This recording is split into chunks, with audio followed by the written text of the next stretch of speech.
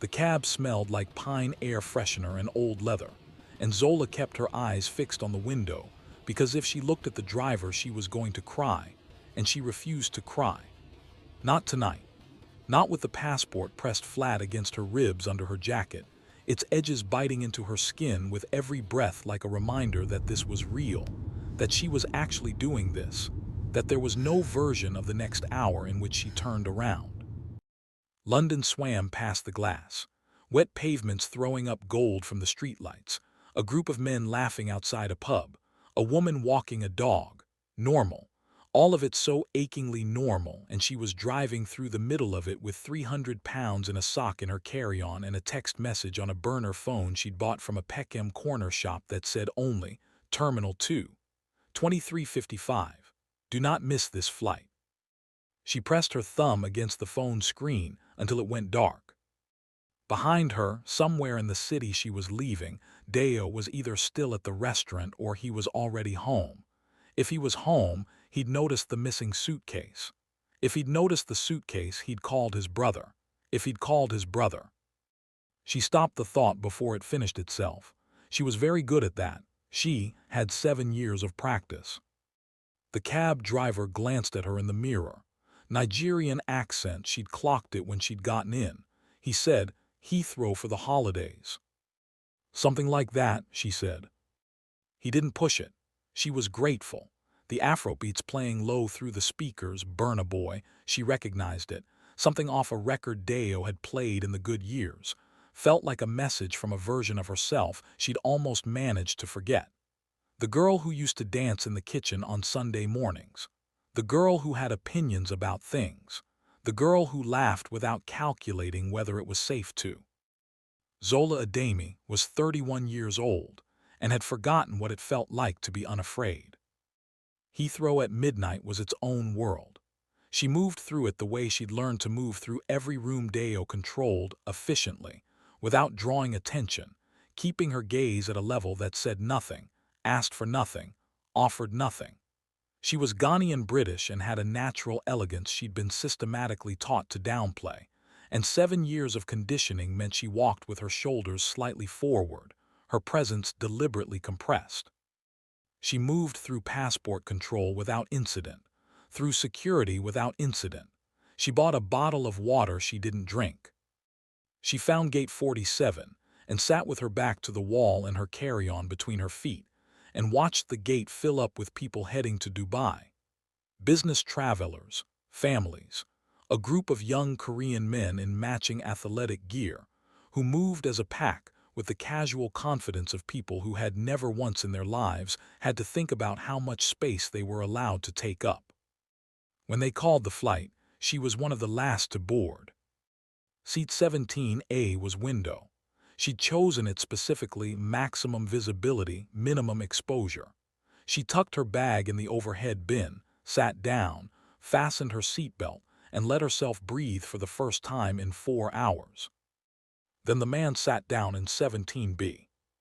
She noticed the watch first, because in 7 years of marriage to a man who used objects to communicate his power, she'd become fluent in the language of expensive things. The watch was a Patek Philippe Nautilus in steel, and it cost more than most people earned in a year, and the man wearing it placed his hands in his lap with the ease of someone who'd never once in his life worried about whether he could afford anything. He was Korean, somewhere in his mid-40s, dressed in a charcoal suit that fit so perfectly it looked like the fabric had made itself around his body. His hair was salt and pepper, cut close. His face was still. Not calm, still. There's a difference. Calm is what you feel. Still is what you've decided to project, and this man had decided with a precision that made the air around him feel slightly different from the air everywhere else. He didn't look at her when he sat down. He looked straight forward, and yet somehow she felt looked at, which made no sense, and the fact that it made no sense made her nervous, and she was already operating at the outermost edge of her capacity for nervous. So she turned to the window and stared at the tarmac and told herself he was just a man in a suit on a plane, and she needed to hold it together for 7 hours, and then she would be in Dubai, and then she would figure out the next part. The plane began to move. "You're gripping the armrest," the man in 17B said. His English was perfect, precise, the kind that came from years of international education rather than any particular country, with the slight deliberateness of someone who thought in another language first. Zola looked down. Her knuckles were pale against the plastic. "Bad Flier," she said. She released the armrest. She arranged her hands in her lap. "No," he said, "you're not." She turned then, really looked at him for the first time. He was still facing forward. His hands were relaxed on his thighs. He hadn't turned to look at her either. He was just speaking to the air in front of him, and his face showed exactly nothing. And somehow that was the most unsettling thing that had happened to her since she'd walked out of her front door 2 hours ago. "You don't know anything about me," she said. "You scanned every exit when you boarded. You chose the window seat so nobody could come at you from that side. You've checked the cabin 3 times since we started moving." He paused. "That's not someone who is afraid of flying. That's someone who is afraid of something else entirely." The plane lifted. London fell away beneath them.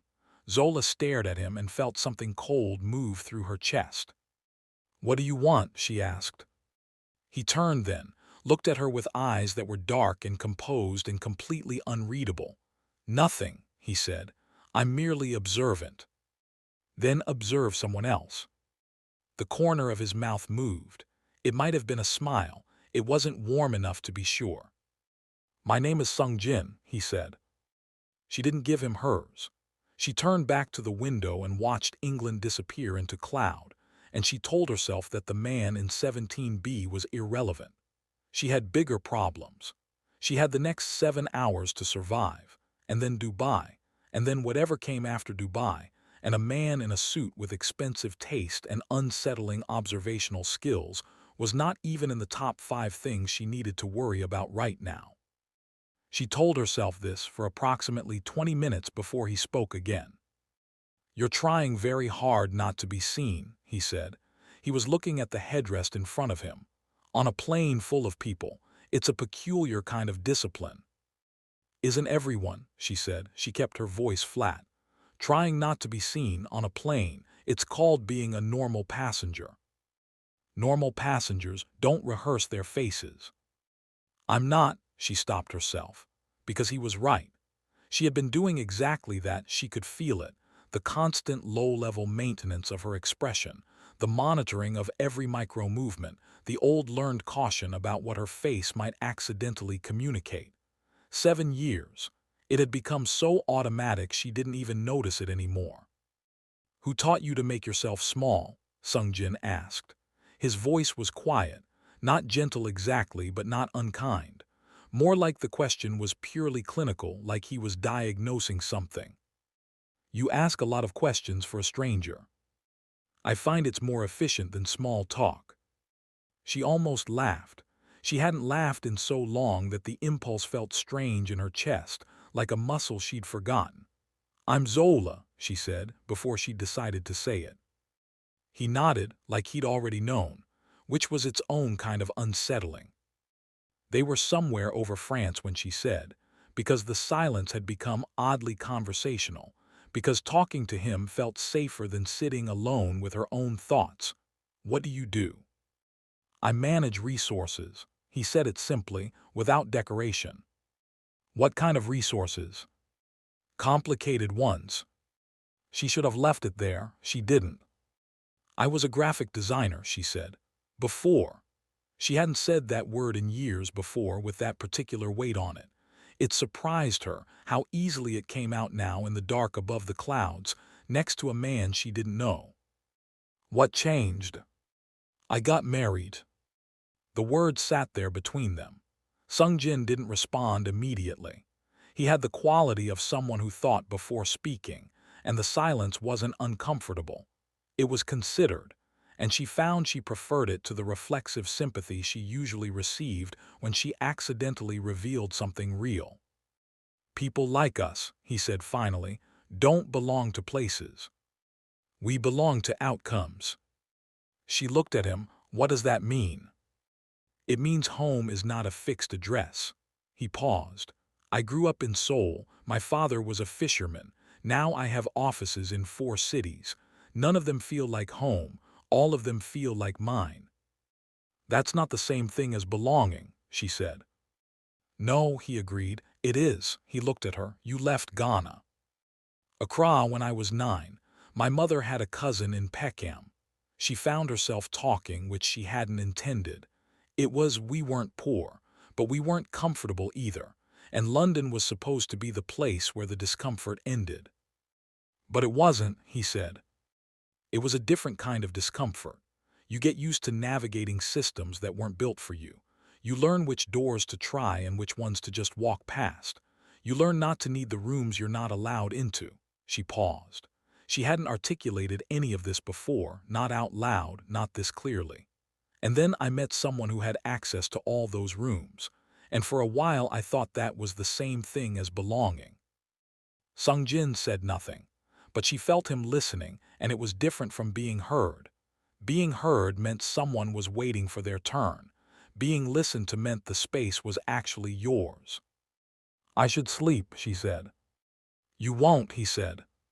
She turned back to the window. Below, through a gap in the clouds, she could see the distant lights of a city she couldn't name. She thought about how there were people down there living full, uncomplicated lives. People who went to sleep in their own beds and woke up without checking first whether the air in the room felt safe. It was over the Mediterranean, somewhere in the blue-black hours when the cabin had fallen into that particular suspended quiet of a long-haul flight.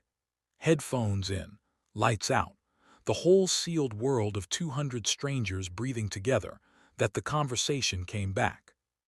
She said, without turning from the window, "Do you ever wonder if the people who have power know what it does to everyone else?" Sung-Jin considered this with his usual deliberateness.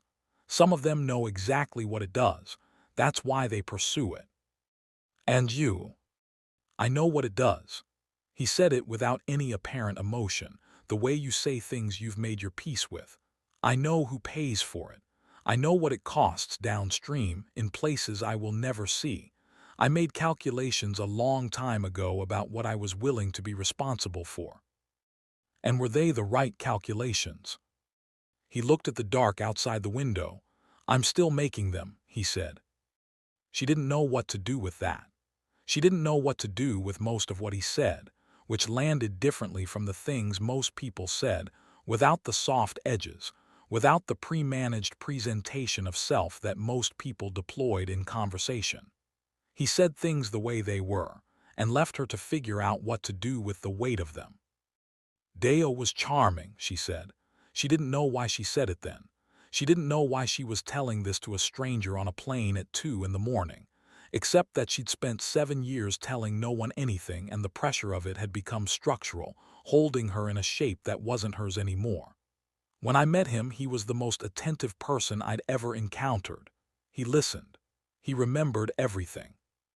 My favorite food, the name of my primary school teacher, the specific shade of purple I'd told him once I liked. He was learning you, Sung-Jin said, not loving you. The difference is in what happens with the information. The precision of it stung, because she had said this to herself in the long, sleepless stretches of the last 4 years, but she'd never heard it said so cleanly from outside. I know that now, she said. Knowing doesn't undo the wanting it to have been different, Sung-Jin said, and something in the register of his voice shifted barely, almost imperceptibly, into something more human. I know exactly what my father would have said about the life I chose. He was a fisherman.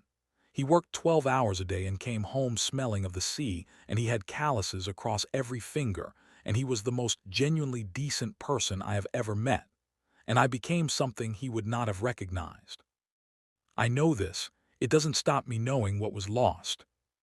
Zola was quiet for a long time. Then she said, "What was her name, your sister?" The pause before he answered was the longest pause of the flight. Jiyeon. Did she love him at first? Very much. She laughed a great deal before. Zola pressed her lips together. She thought about Sunday mornings again. I used to laugh a great deal too. I believe that, he said. They sat in the particular silence of two people who have told each other more than they planned to. In the dark of a plane that was carrying them at 900 kilometers, an hour toward a morning they hadn't yet decided how to face. "The watch," she said eventually. "What about it? Does it mean something to you, or is it just a marker, a signal?" He looked at it, turned it slightly on his wrist. "My father had one watch, a Casio, digital. He wore it for 23 years until the strap broke, and by then the face was scratched so completely he could barely read the time." He looked at the Patek. "He would have found this obscene." "And yet you wear it." "And yet I wear it, a beat. It tells people what I am before I have to say a word. It saves time." "Deo had a watch like that," she said. "That's the first thing I noticed when I met him. I thought it was confidence. I thought he was someone who'd built something real and was proud of it." She looked at the cabin ceiling. "It was the same thing, wasn't it? Telling people what he was before he had to speak." Sung-Jin looked at her sidelong. "The difference," he said carefully, "is what the signal is communicating. His says, 'I control.' Mine says, 'I prevail.' They look the same from a distance." Another beat. "You learn to read the distance." "I'm still learning," she said. "Yes," he said, "but you got on the plane." She closed her eyes. Beneath her, the Mediterranean was a black nothing. Ahead, the horizon was beginning to think about becoming something other than dark. She thought about the word prevail. She turned it over. It was not a word Deo had ever used, because Deo's vocabulary ran to words like manage, oversee, handle, words that implied other people were always the object, never the subject. Prevail was a word that had an obstacle in it. Prevail meant something had come at you, and you were still standing. She had been standing for 7 years. She just hadn't been allowed to call it that. She must have drifted because she woke to the sound of the drinks trolley and the particular disorientation of not knowing immediately where she was. Then it came back. The cab, the passport, the watch in 17B. Sung-Jin was awake. He was reading something on a tablet, pages dense with what looked like financial documents, columns of figures she couldn't read from her angle. His tea was untouched. He had the self-possession of a man who was entirely comfortable existing without anyone else's acknowledgement. And then something else. A man in the aisle, moving slowly from the back of the cabin. She registered him the way you register something wrong before you can name what's wrong about it, something in the way his eyes moved, not looking for the toilet, not looking for the flight attendant, looking at rows, looking at seats. And behind him, further back, paused near the galley curtain another man, heavier, standing still in a way that nobody stands still on a plane in the middle of the night. Zola's whole body turned to static. The man walking the aisle past row 19. Row 18. His eyes moved left, moved right. He had a West African accent.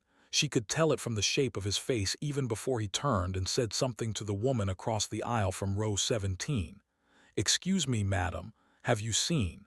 And the woman shook her head confused, and he smiled politely and kept walking, and then he looked directly at Zola.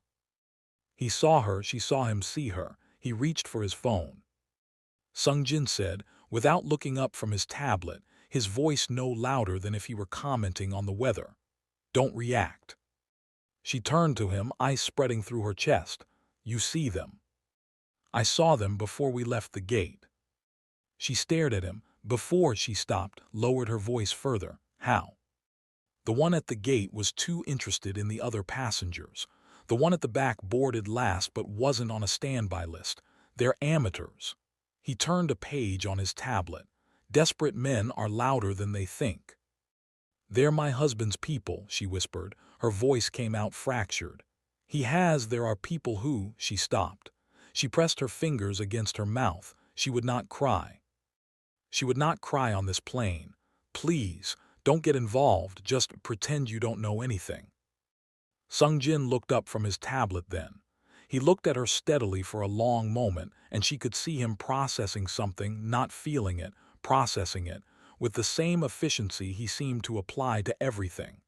"Too late," he said. "What does that mean, too late?" It means you're already in my seat, and I chose this seat specifically. He set the tablet face down on his tray. Look at the man near the galley. Don't be obvious about it. She looked. The heavy man near the galley had shifted. He was now facing forward, and he was looking at a tall Korean man she hadn't noticed before, standing 2 rows back, who was looking at him with the kind of absolute lack of expression that made Daeo's people look like enthusiastic amateurs. "That's Mr. Park," Sung-Jin said. "He came with me." "You travel with?" "Two, there's another near the front." Zola sat back in her seat. Something enormous and frightening was rearranging itself in her understanding of the last 2 hours. He hadn't sat next to her by accident. He'd seen the men at the gate. He'd chosen 17B because he'd already. "Who are you?" she asked. And this time it wasn't a deflection. It was a real question, the kind that had weight. Sung-Jin considered the question with the same deliberateness he brought to everything.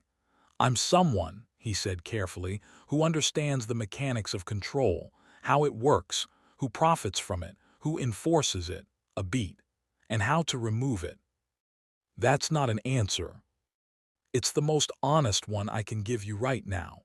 He met her gaze. "Tell me about your husband." She almost refused. Everything in her that had learned to protect information, to guard the details of her life from outside eyes, contracted against it. But there were 2 men on this plane who worked for Daeo, and there was a Korean man with no readable expression standing in the aisle keeping them honest, and somehow none of her available options were the ones she'd planned for. "His name is Zola Adeyemi," she said. "He imports and exports, legally on paper. He has a very beautiful office in Canary Wharf, and he is respected in certain circles, and he donates to 3 different charities, and everyone at his company thinks he's extraordinary. And for the first 2 years I thought so too." She stopped, started again. "He doesn't hit. He's too smart for that. He controls every account, every friend, my phone, my schedule. He has people who watch me. When I tried to leave the first time 4 years ago, he sat me down very quietly and explained exactly what would happen. Not to me, to my mother, in Accra, to my cousin in Peckham."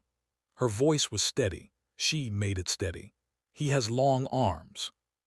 Sung-Jin listened to all of this without interruption.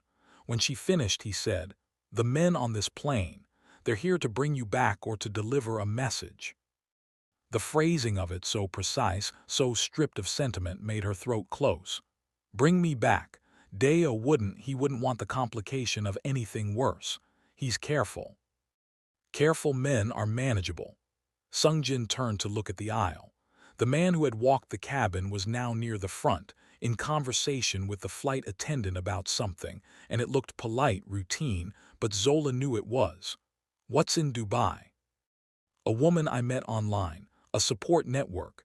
She said she could help me find a route forward, documentation, safety, a new start." She heard how naive it sounded as she said it. "I know how it sounds." "It doesn't sound naive. It sounds like someone who had no infrastructure and built one from the available materials." He said it without any softness, just statement of fact, and somehow that was more comforting than softness would have been. "This woman in Dubai, what is her name?" Zola frowned. "Why?" "Because I'd like to know if she's real." The words landed with a peculiar weight. Zola looked at him. "What do you mean, if she's real?" "A man like your husband, who is careful, who has resources, who has had 4 years to think about the possibility of you leaving. A man like that doesn't only have people watching from outside. He thinks about the exits you might use." Sung-Jin paused. "Online networks for women in your situation. They're not always what they present themselves as." The cold moved through her again, slower this time, deeper. She pulled out the burner phone and stared at the last message. "Terminal 2, 2355, do not miss this flight." "You think he set it up?" "I think it's worth considering." She thought about the months of contact. The woman's name was Adaeze, she'd said. A Nigerian-British woman who'd gotten out of a similar situation 3 years ago and now ran an informal network from Dubai. The messages had been warm, detailed. realistic in ways that felt trustworthy, specific about bureaucratic obstacles, about the length of time certain processes took, about which organizations were actually effective. Specific, detailed, realistic. He would know, she said slowly, exactly what a real support network sounds like, because his business requires understanding how people operate. She put the phone away. Her hands were shaking for the first time. She hadn't shaken during any of it, not leaving the house, not at the airport, not when she'd seen Deo's men walking the aisle. She shook now. Oh God. We don't know for certain, Sung-Jin said. He was still calm. Annoyingly, impossibly calm. But we plan as if we do. She looked at him. Why are you doing this? You don't know me. You don't owe me anything. Whatever you are, whatever you actually do, this is not your problem. Something shifted in his face, very small, almost imperceptible like a crack in perfectly maintained plaster. My sister, he said, and then he stopped, and she understood from the way the words ended that there was a whole world behind them that he wasn't going to open, not here, not to her. I have practical reasons, he said. Leave it at that. She left it at that. He made a call. Or not a call, he sent a text, and somewhere on the plane someone received it. And for the next 40 minutes, the men from Deo moved through the cabin twice more, and both times they passed row 17 without incident because Sung-Jin had the particular quality of a man who, when he chose not to be noticed, was. He sat beside her looking like a bored executive on a routine flight, and whatever signal that gave off was sufficient. But the second time the man with the West African accent passed, he slowed. Just slightly. And he said something in Yoruba under his breath, very quickly, not to Zola but in her direction, and she understood it because her husband had made sure she learned enough to follow conversations she was meant not to follow. He said she's here. Row 17, keep moving. She turned to Sung-Jin immediately. They know, she whispered. They confirmed I'm on board. Yes, he was already texting again. Then what happens when we land if Adaeze isn't? She couldn't finish the sentence. I have nowhere to go. When we land, Sung-Jin said, putting his phone away with finality, you will not be walking through that airport alone. And these men will have the choice of creating a scene in an international terminal which will bring a level of attention their employer cannot afford, or walking away. He looked at her steadily. Men like your husband don't fear the law. What they fear is exposure, noise, publicity that cannot be managed. A pause. They fear men like me. The way he said it wasn't boasting. It was precisely the opposite. It was the flat statement of someone who had no need to boast, because the facts required no decoration. And after, she asked. After depends on what you want. What I want, she said, and her voice came out with an edge that surprised her, is to be left alone to make my own choices.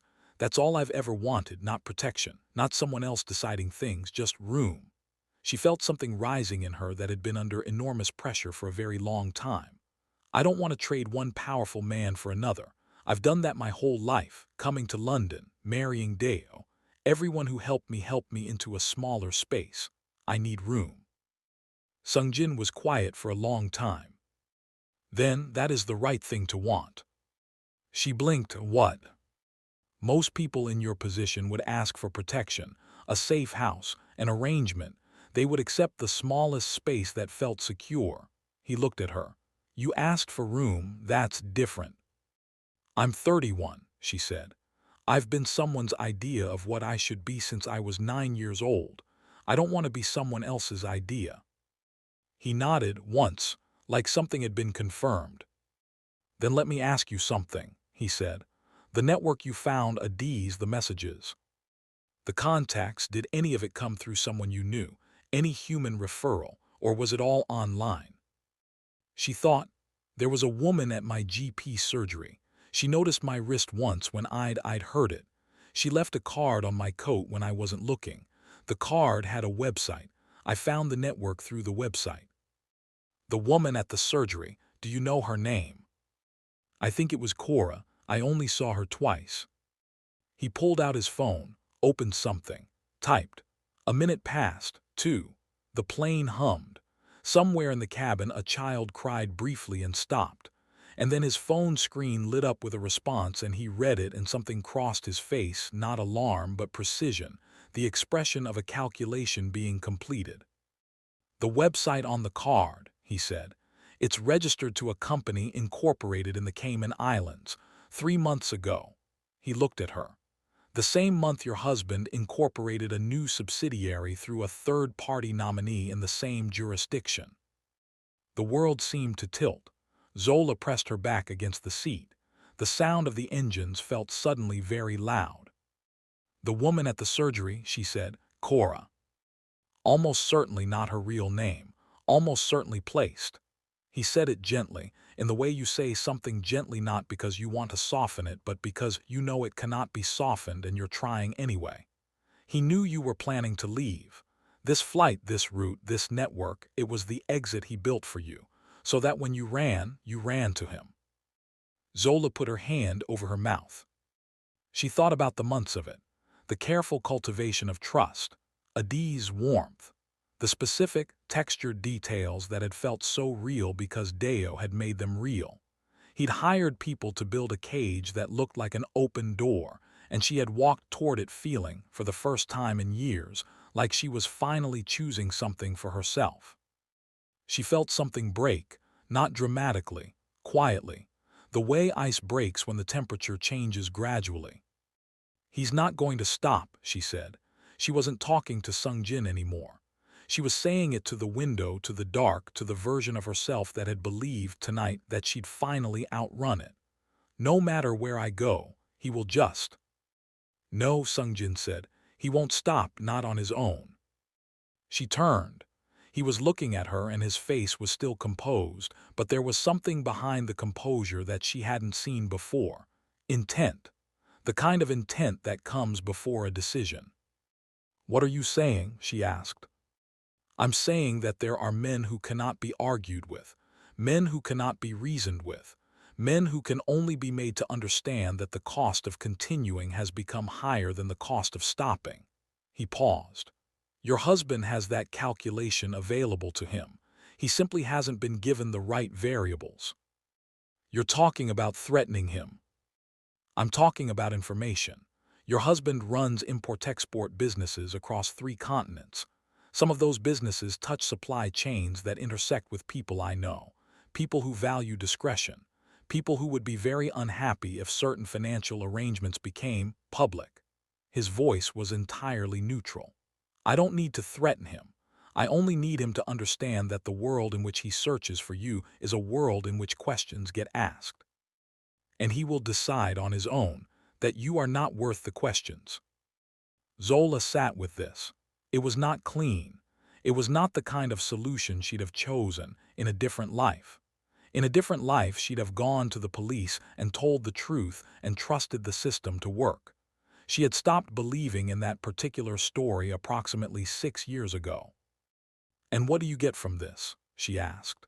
Because she had learned the hard way that everything had a price, and the price was always announced eventually, and she needed to know now what she'd be paying. Sung-Jin said nothing for a moment. Then, "My sister died in a situation not dissimilar to yours. She had a husband who was careful, who had resources, who understood that the law was a tool for people who could afford good lawyers and that everything else was a question of leverage." He was looking straight ahead. "She was 28. I was in Seoul managing a transaction, and I got the call at 3 a.m., and I had the private plane and the resources and the connections, and I still couldn't." He stopped. The stop was the most human thing she'd seen him do. "I get nothing from this, Zola.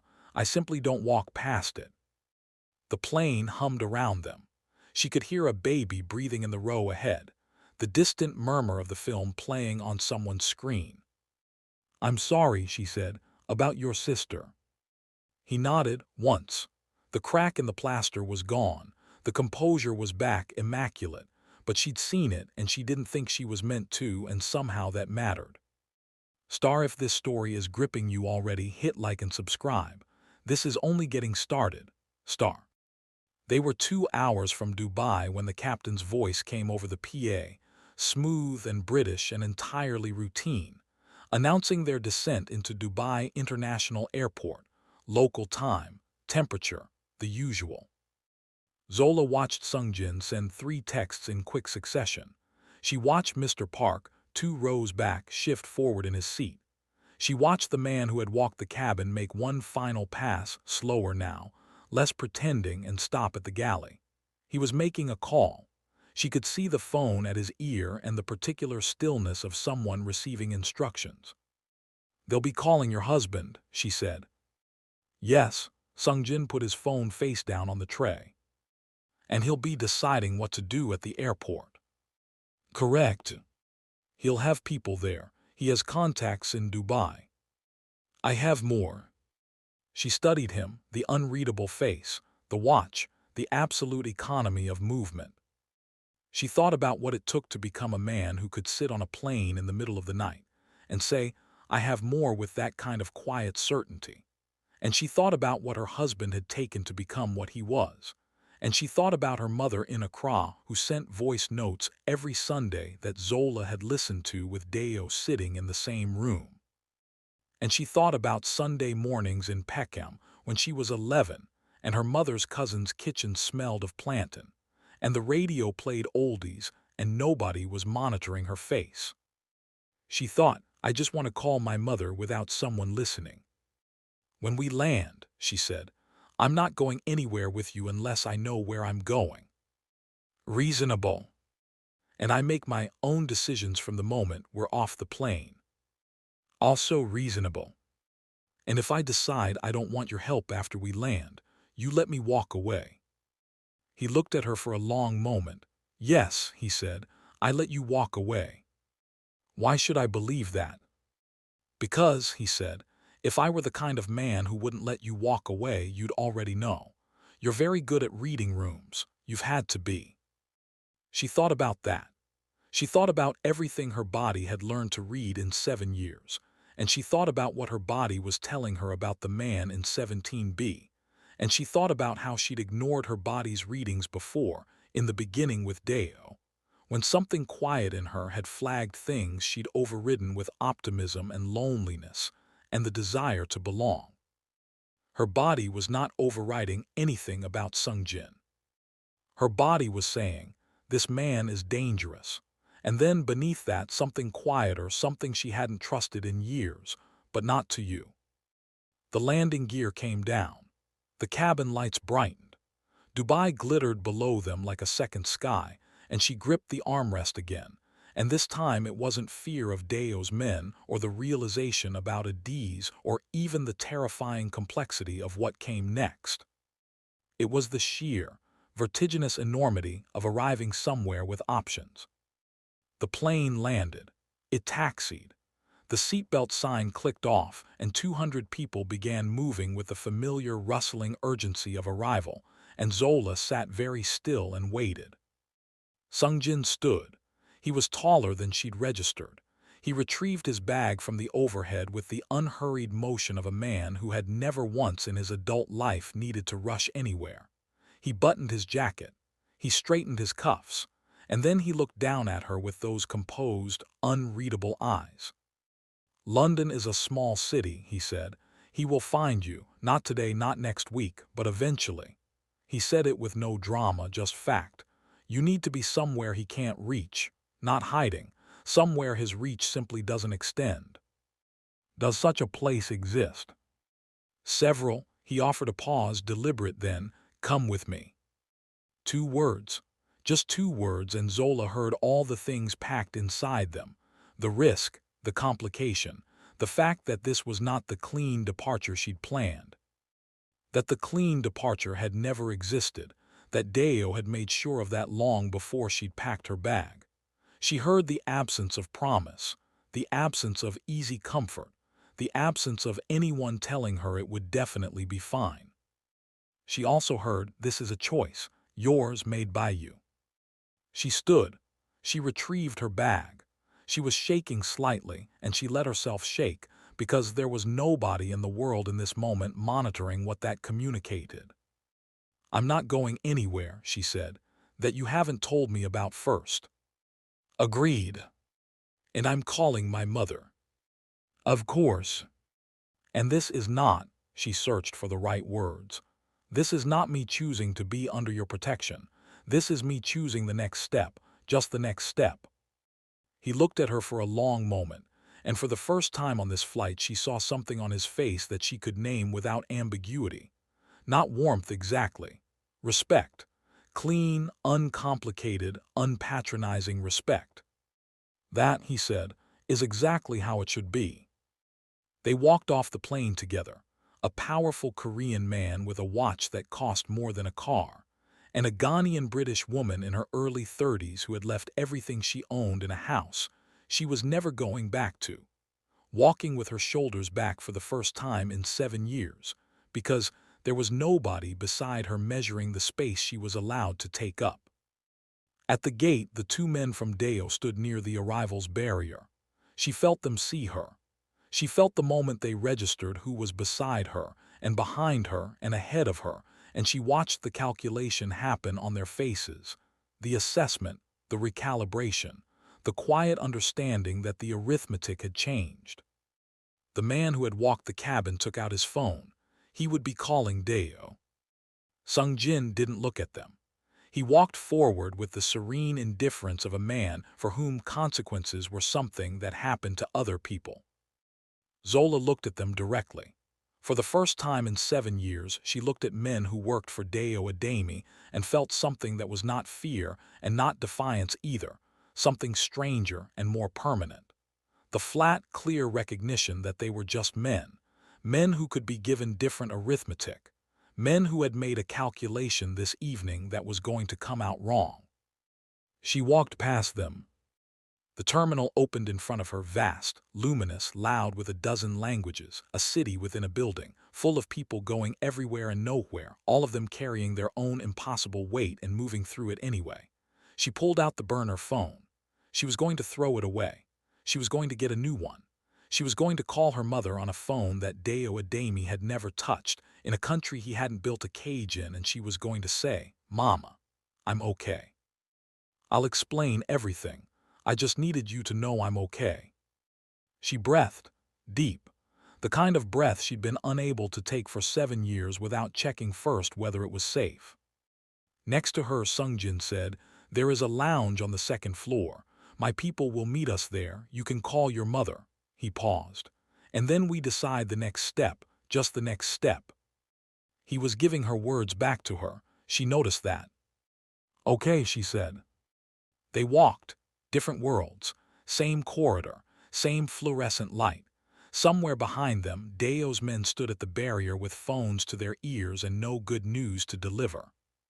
Somewhere in London, in a very beautiful house in Mayfair, a man who had spent 7 years teaching a woman to be afraid was about to learn that the lesson hadn't held. And somewhere in this terminal, moving through it with her shoulders back and her passport against her ribs and her heart going faster than was comfortable but slower than it had been for years, Zola Adeyemi was thinking about plantain and Sunday mornings, and the version of herself that had existed before anyone had told her what size to be. She was thinking, that woman is still there. She was thinking, I'm going to find her. She was thinking, this is the first step, just the first step. Fire if this story kept you glued. Subscribe for more stories like this. Thumbs up, drop a like if Zola's strength hit different. And tell us in the comments. Did you see the twist coming about Adaeze? Every story we tell is built for people who refuse to look away. See you in the next one, Black.